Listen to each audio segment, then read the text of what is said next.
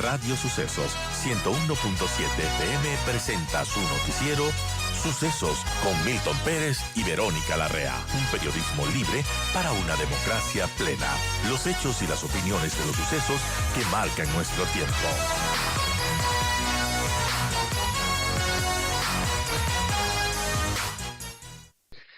Vamos a hablar de la ratificación vía decretos ejecutivos, el decreto ejecutivo 164 y 165 del presidente Noboa ayer, que pone en marcha estos acuerdos militares con los Estados Unidos. Está con nosotros Luis Córdoba, experto en temas de seguridad y defensa. Gracias, Luis. Buenos días. Gracias por acompañarnos. Esto quiere decir, estos dos decretos, que empieza a funcionar el acuerdo. ¿Y por dónde debería empezar a funcionar estos dos tratados con los Estados Unidos? ¿Qué es lo que deberíamos ver en los siguientes días, en las siguientes semanas? ¿Qué tiene que pasar? Buen día. Muy buenos días, muchas gracias en primer lugar por la invitación, un saludo cordial a la audiencia. Bueno, yo creo que en primer lugar no es solo los dos acuerdos los que ya están en vigor, es en realidad un conjunto, al menos una docena de compromisos que ha adquirido el gobierno tanto de Guillermo Lasso como el de Noboa, y que con estos dos últimas ratificaciones se pone en vigor lo que sería un tridente de acuerdos en el ámbito militar que se suman a otros acuerdos que tienen en el ámbito de desarrollo con la USAID, por ejemplo, y a otros acuerdos que se han ido avanzando para intercambio de información también en distintas ramas de Fuerzas Armadas. ¿Qué es lo que se podría esperar en las próximas semanas y en los próximos meses? Pues la implementación de este memorándum de entendimiento entre las Fuerzas Armadas del Ecuador y el Pentágono que firmaron a mediados del año anterior y que contiene 169 objetivos mirados con horizonte al 2030. Por lo tanto, muchos de estos objetivos son parte de lo que estamos observando ya como parte de la estrategia de seguridad en marco del conflicto armado interno. Acá van a venir al Ecuador, van a venir militares estadounidenses, va a venir personal del Departamento de Defensa de los Estados Unidos a trabajar acá. Ellos van a tener estatus diplomático, es decir, van a tener algunos beneficios para poder transitar, operar, trabajar libremente en el Ecuador bajo las leyes ecuatorianas y bajo los compromisos de estos memorandos de entendimiento. Eh, Van a venir también aeronaves estadounidenses. Habíamos visto en años inmediatamente pasados la operación del avión P-3, por ejemplo, el avión que tiene un radar y que ayudaba a las tareas de detección de narcotráfico. Hoy van a venir barcos, por ejemplo. Sí, y yo creo que ahí hay dos cosas nada más que puntualizar. La primera, Ujú. que todo este personal, que llaman ellos personal militar y civil del Departamento de Defensa, y los contratistas extranjeros que contrate el Departamento de Defensa, no van a actuar bajo las leyes ecuatorianas. Eso hay que tener muy claro, porque precisamente el acuerdo relativo al Estatuto de las Fuerzas establece un marco jurídico de excepcionalidad para ese tipo de personal. Ujú. Y esto es evidentemente un ámbito inédito en el caso ecuatoriano y es un ámbito que pone en entredicho muchas de las cosas que se han planteado. ¿Por qué? Porque uno de los aspectos que se observa ya de la experiencia, por ejemplo, en México, donde tuvieron este mismo marco operacional jurídico las fuerzas del Departamento de Defensa de Estados Unidos, es que con el paso del tiempo, la opacidad en el procedimiento que se lleva a cabo, alejado de los reflectores mediáticos, pero también de los mecanismos de control democrático, con el paso del tiempo esto ha generado nuevas rutas para la criminalidad. Recién hace 2 o 3 meses, la propia revista Procesos de México hizo público un entramado de lavado de dólares que estaban llevando a cabo agentes federales de Estados Unidos que llevaban millones de dólares decomisados a los carteles en México y los estaban lavando en la economía norteamericana.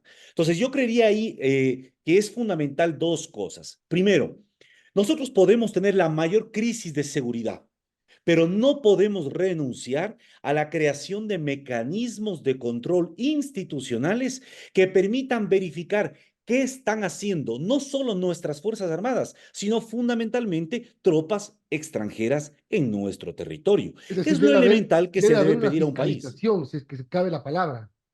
Pero es que es lo mínimo que se esperaba. Y yo creo que este es un elemento clave que debemos considerar, porque con los acuerdos que acaba de poner en vigencia el gobierno ecuatoriano, no da espacio, no hay cabida para ningún tipo de fiscalización ni de control por parte del Ecuador, porque les autoriza inclusive a que los buques, los transportes, incluso los vehículos que utilicen el personal del Departamento de Defensa en territorio ecuatoriano no podrá ser nunca ni siquiera inspeccionado.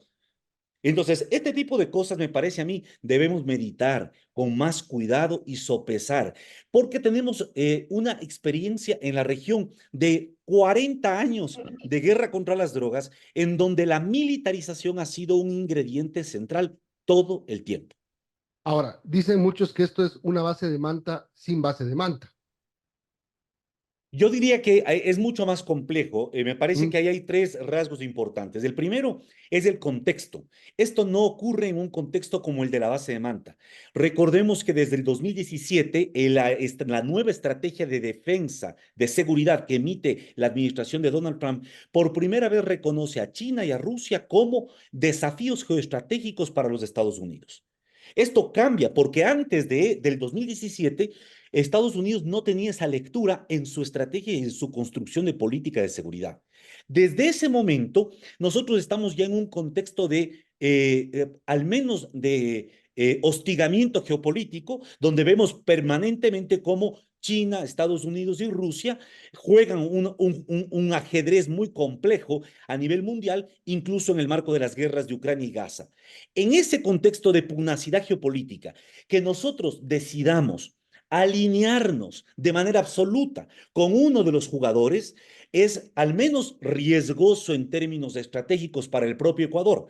¿Por qué? Porque nosotros tenemos al principal socio comercial en China, ahora nuestro principal socio en seguridad en Estados Unidos y uno de los principales socios comerciales en elementos sensibles como banano y flores en Rusia. Por lo tanto, tenemos que aprender a jugar en un escenario geopolítico distinto. Y me parece que eso está faltando tanto en el alto mando militar como fundamentalmente en los gobiernos. 8:56, estamos hablando con Luis Córdoba, experto en temas de seguridad y defensa.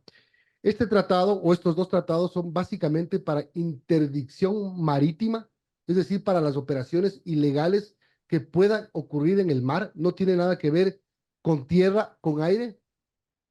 A ver, hay tres instrumentos jurídicos que finalmente se aprobaron.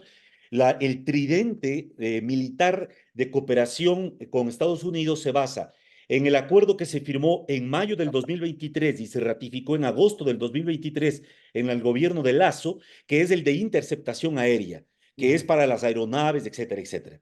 El segundo acuerdo que se firmó en septiembre del 2023 y se acaba de ratificar ayer, que es el de operaciones marítimas para todo lo que ocurra a nivel del espacio jurisdiccional ecuatoriano marítimo.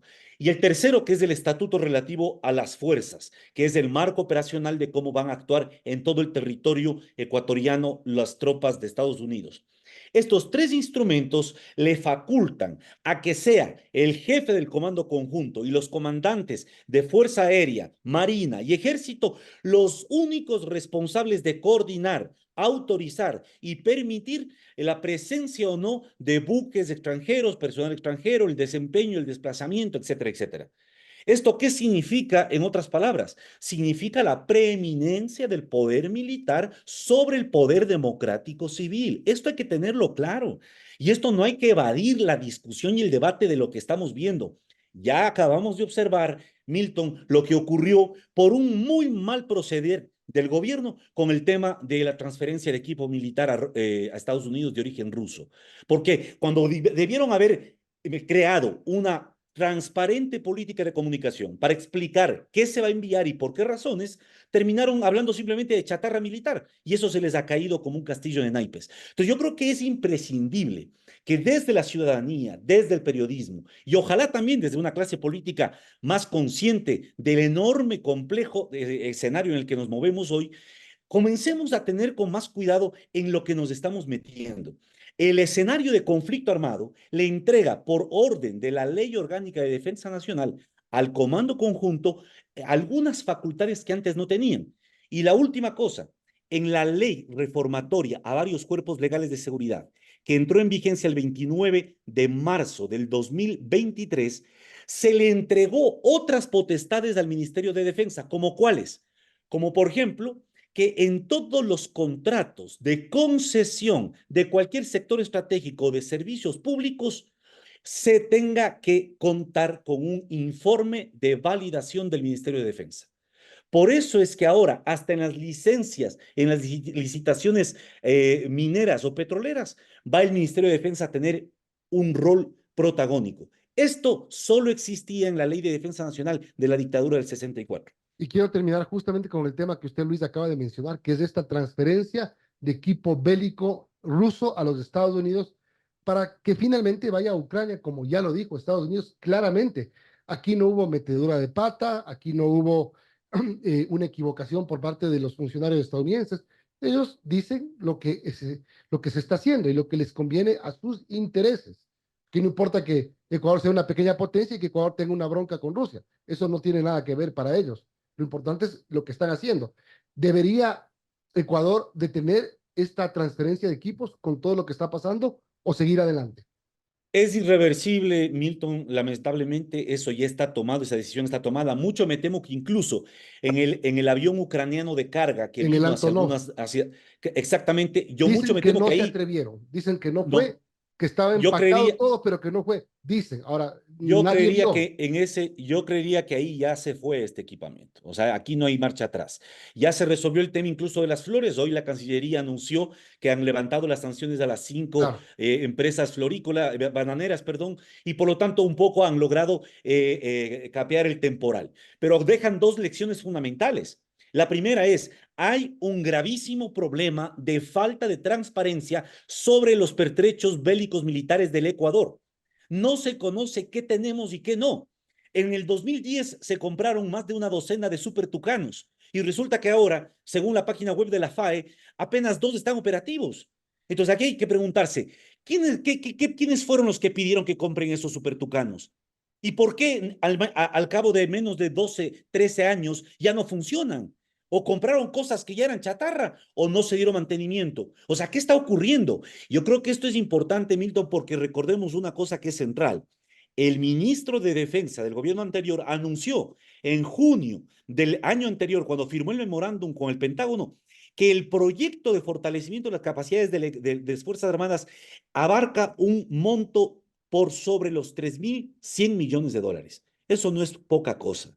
Y no. si el Ecuador, en las escuetas economías que tiene, no es capaz de tener control sobre cómo se está invirtiendo y priorizando gastos y buscando calidad en el gasto, pues vamos a volver después de una década a decir que lo que compramos en el 2024 no sirve y que hay que volver a comprar. Y así pasaremos feriándonos del dinero. No, no, no es poca cosa. Para que la gente lo tenga claro, esto que usted acaba de mencionar son 2 años del IVA al 15%, 3.000 millones de dólares más o menos. Gracias, Luis. Gracias a ustedes, muy amables.